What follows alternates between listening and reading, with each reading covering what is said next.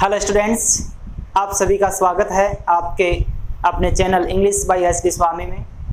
Dear students, आज की class में हम पढ़ रहे हैं class 10th first flight book से पोइट्री सेक्शन में poem second fire and ice.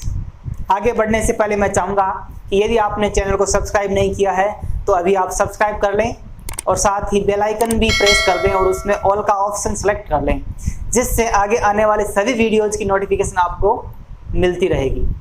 आइए स्टार्ट करते हैं। Poem second fire and ice. इस पोइम को कंपोज किया है रॉबर्ट फ्रॉस्ट ने।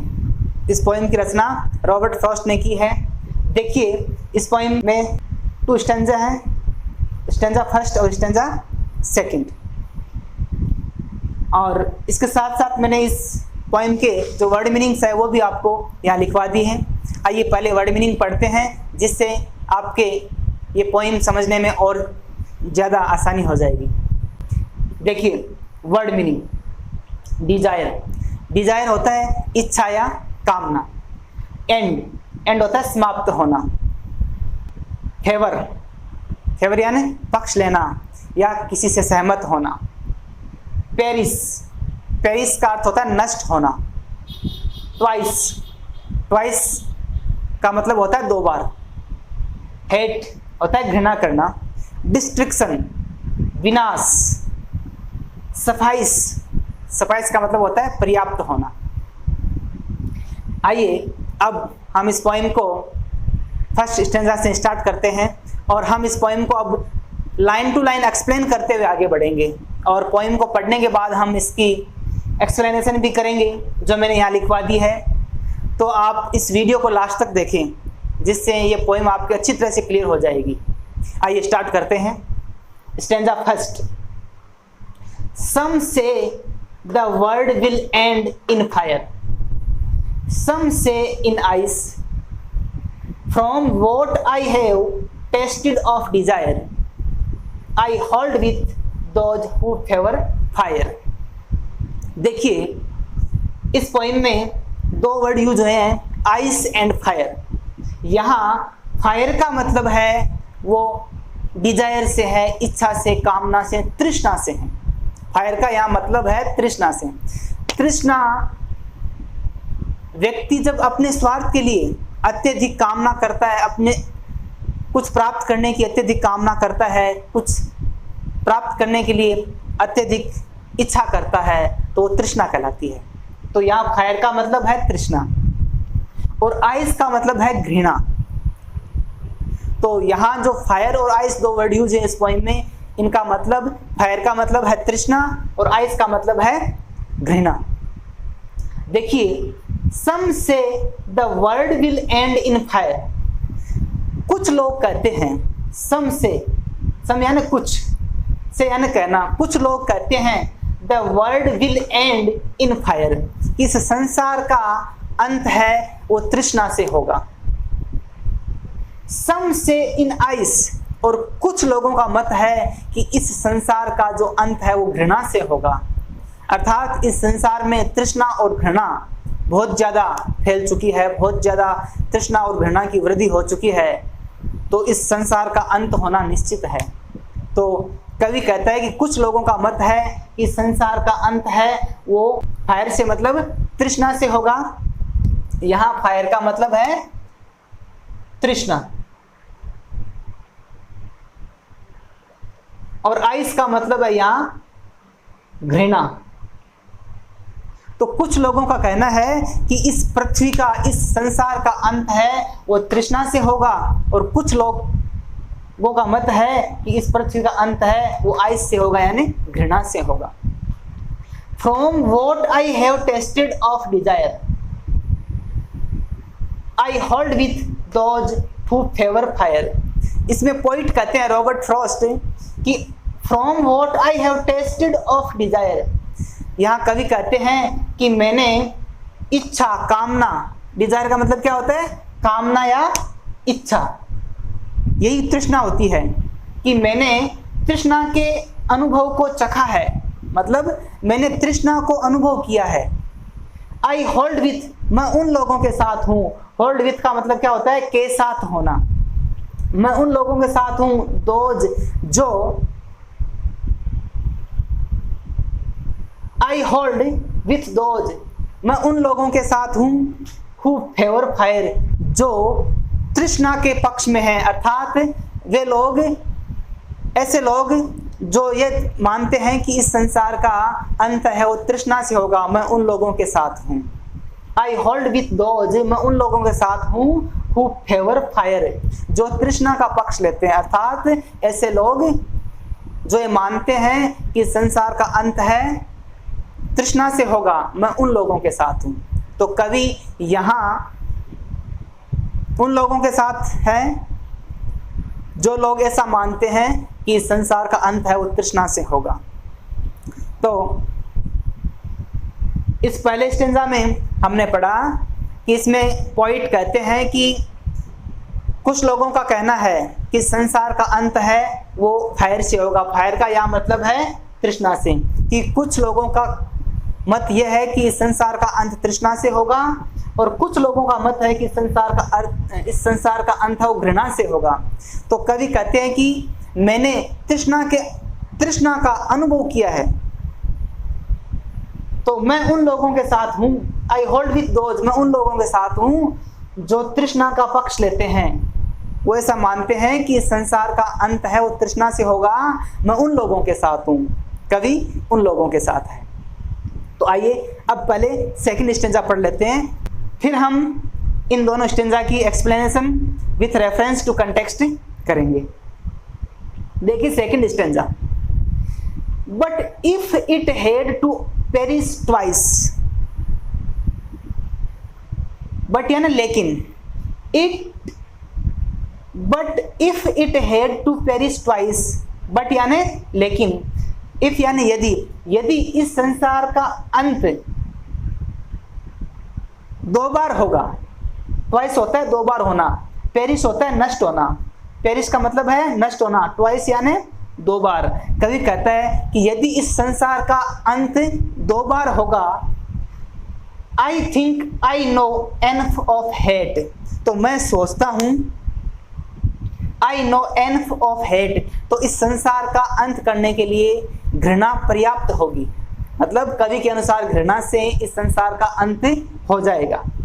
एनफ होता है पर्याप्त होना, हेट होती है घृणा।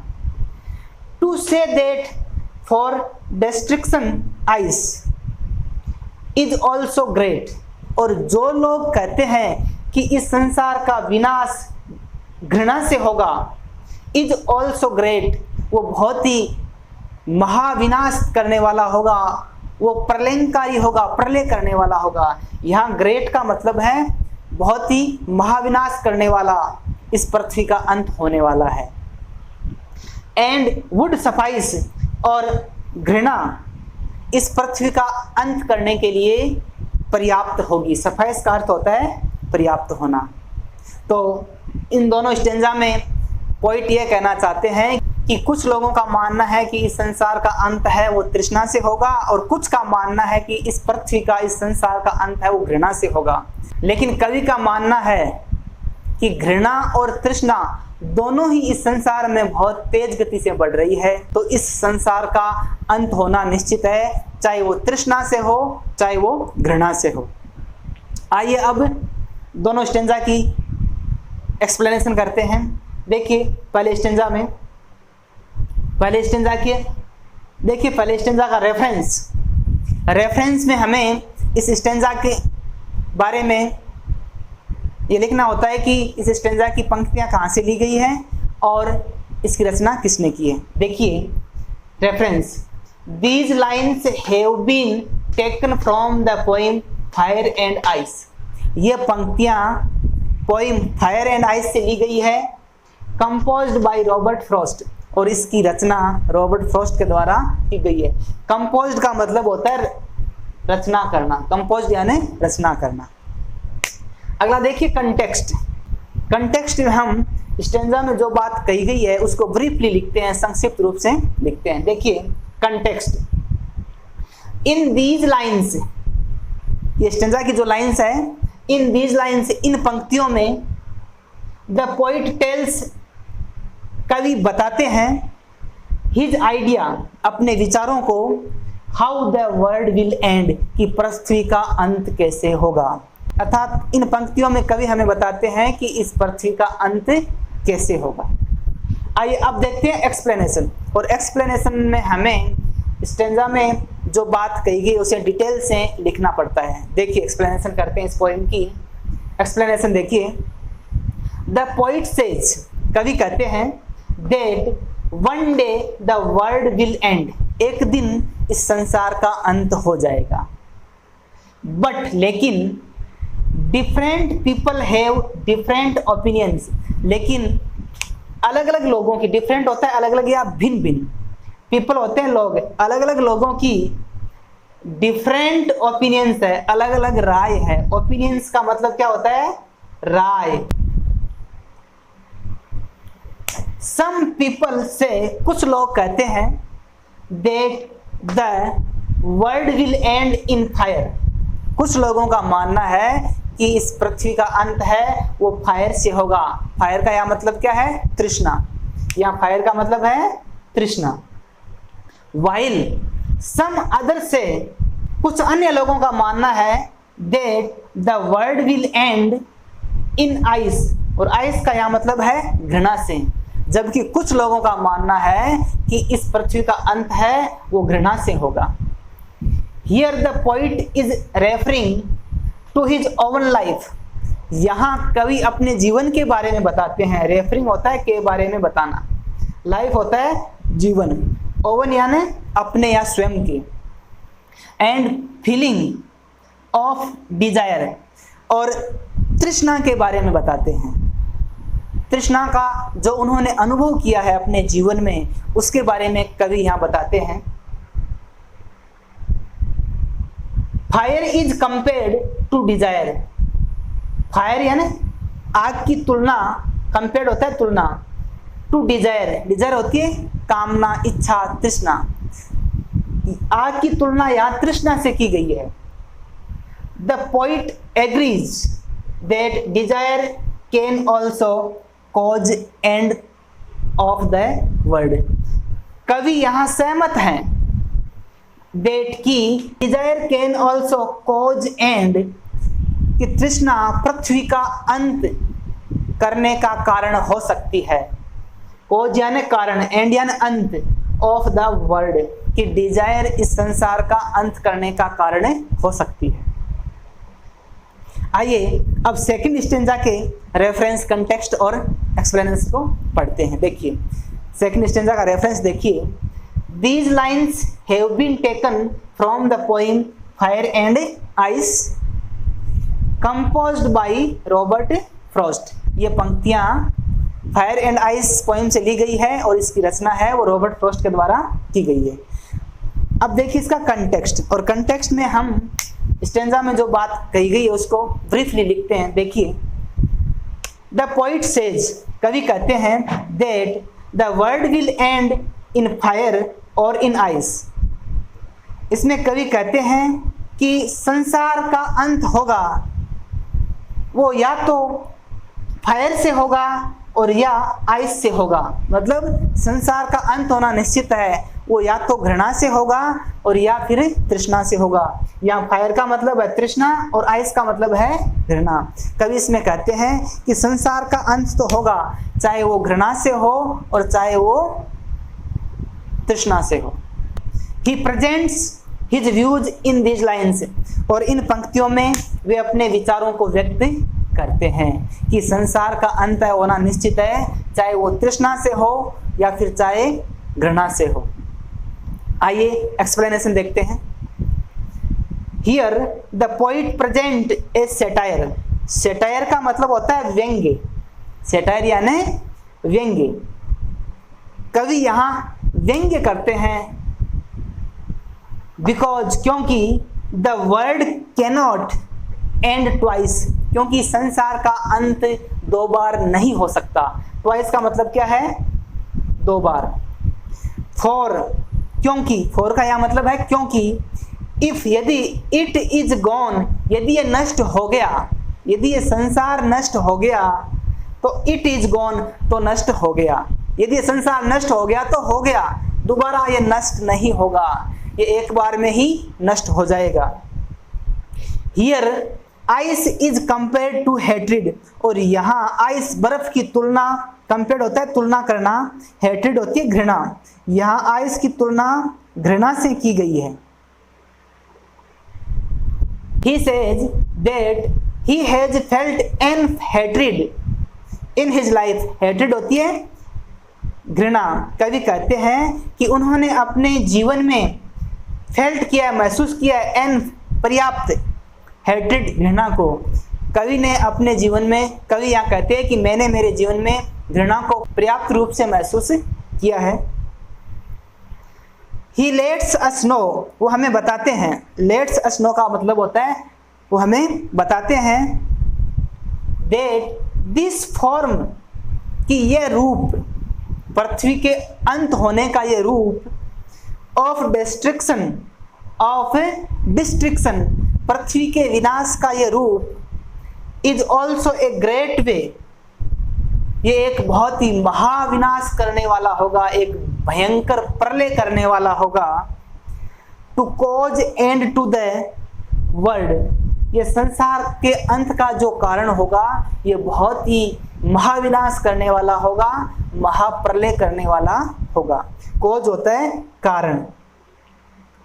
ही टेल्स अस, कवि हमें बताते हैं, टेल होता है बताना, अस यानी हमें, दैट नो मैटर, इससे कोई फर्क नहीं पड़ता, नो मैटर यानी इससे कोई फर्क नहीं पड़ता, विच कोर्स वी टेक, कि हम कौन सा मार्ग अपनाते हैं। कोर्स होता है मार्ग, टेक यानी लेना। कवि कहते हैं कि नो मैटर, कोई फर्क नहीं पड़ता, विच कोर्स वी टेक, कि हम कौन सा मार्ग अपनाते हैं, the last result will be the same, अंतिम परिणाम तो समान ही होगा। कि कवि यहाँ कहते हैं कि हम चाहे कौन सा ही मार्ग अपनाओ, मतलब संसार का अंत चाहे घृणा से हो चाहे तृष्णा से हो, लेकिन जो अंतिम परिणाम है वो तो समान ही होगा। मतलब संसार है वो तो नष्ट होना है, चाहे वो घृणा से हो और चाहे तृष्णा से हो। ही सेज, वो कहते हैं, दैट इफ, यदि, वंस, एक बार, the world ends with fire, कि एक बार यदि पृथ्वी का अंत है वो तृष्णा से हो गया तो it will be destroyed by hate the next time, तो अगली बार ये घृणा से नष्ट हो जाएगा। यदि एक बार संसार का अंत है वो तृष्णा से हो गया तो नेक्स्ट टाइम, अगली बार इसका अंत है वो हेट से हो जाएगा, घृणा से हो जाएगा। डिस्ट्रॉयड का मतलब होता है नष्ट होना। आप इसका स्क्रीनशॉट लेना चाहो तो आप इसका स्क्रीनशॉट ले सकते हैं। आई होप ये जो पोएम हमने पढ़ी है आपके समझ में आई होगी, तो आप इसे लाइक करें और अपने दोस्तों के साथ इसे ज़्यादा से ज़्यादा शेयर करें ताकि वो भी अपनी पढ़ाई को जारी रख सकें, और आप कमेंट भी करें। Thank you very much.